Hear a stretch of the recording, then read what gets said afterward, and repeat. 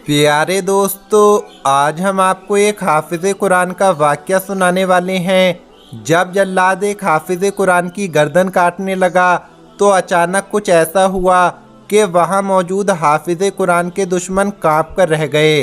आखिर हाफिज़ कुरान को क्यों कत्ल किया जा रहा था और जल्लाद हाफिज़ कुरान को कत्ल क्यों ना कर सका?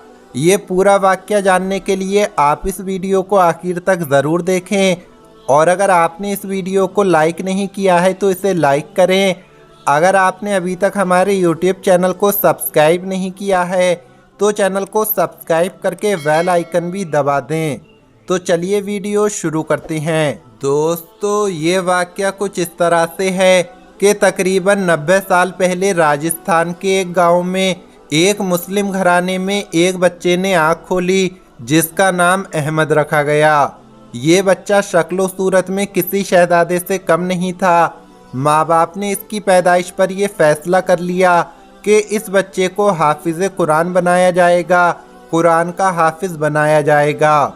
बचपन के दिन गुजरने लगे। जब अहमद ज़रा समझदार हुआ तो माँ बाप ने उसे इस्लामी तालीमात की जानिब रागिब करना शुरू कर दिया और बचपन से ही उसे दीन इस्लाम से लगाव हो चुका था। वो बाकायदगी से नमाज अदा करता और कुरान पाक हिफ्ज़ करने के लिए करीब के मदरसे जाता।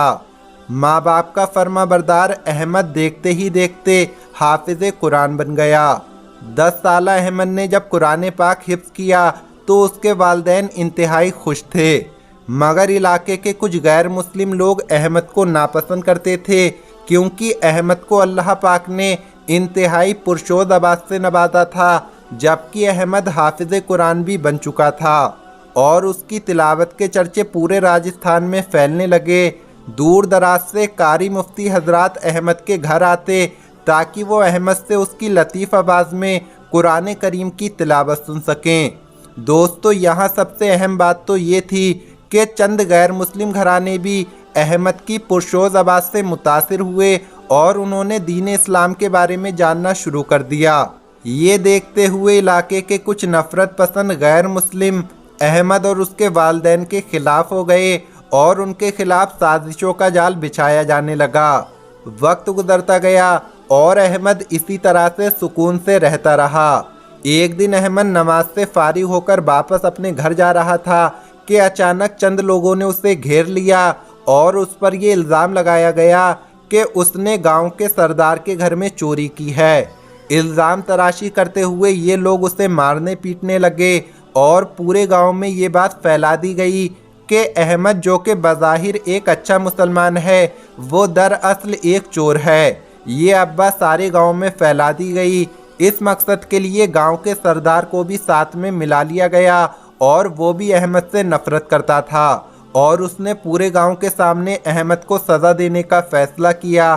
सज़ा वाले दिन अहमद को पंडाल में लाया गया, जो चीख चीख कर कह रहा था कि उसने चोरी नहीं की है, उसने कोई जुर्म नहीं किया है, मगर गैर मुस्लिम इंतहा पसंद नफ़रत की आग में जल रहे थे और वो लोग ये भूल चुके थे कि बेगुनाह हाफिज़ कुरान पर इल्ज़ाम लगाना कितना बड़ा गुनाह है जिस पर अल्लाह का कहर नाजिल हो सकता है।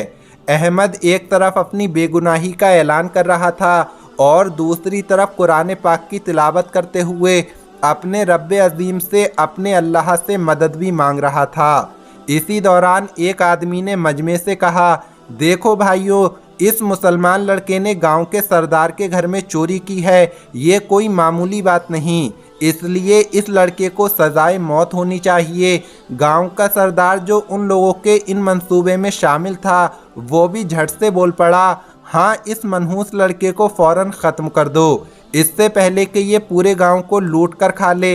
ये सुनते ही जल्लाद को बुलाया गया और बेकसूर अहमद की गर्दन उड़ाने का फ़ैसला सुना दिया गया।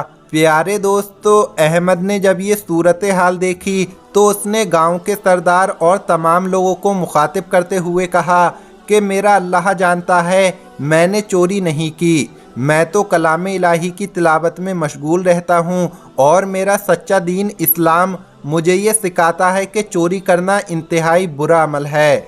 इसलिए जो भी मुझे बेगुनाह कत्ल करेगा उस पर अल्लाह का अज़ाब नाजिल होगा। اس کی یہ بات سن کر گاؤں کے سردار نے جلاد کو تلوار سے احمد کی گردن اڑانے کا حکم دیا۔